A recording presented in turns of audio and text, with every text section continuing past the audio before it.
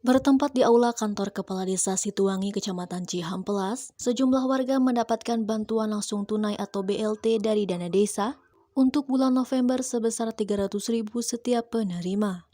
Dalam teknis pelaksanaannya, penyaluran BLT tersebut diberikan secara simbolis kepada Ketua RW untuk disampaikan kepada warga di lingkungannya masing-masing. Hal itu dilakukan agar tidak adanya kerumunan warga. Acara yang dihadiri oleh Babin Kamtibnas Aibtu Sahudin serta Babinsa Serda Asir Setia, di mana mereka ikut serta menyerahkan secara simbolis penyaluran BLT tersebut. Menurut Kepala Desa Situangi Deden Zainal Arifin, kepada Hadas TV menjelaskan.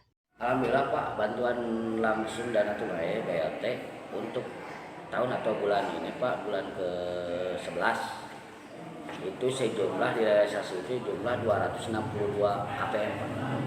Nah ini pelaksanaan kita secara simbolis dan secara door to door Pak,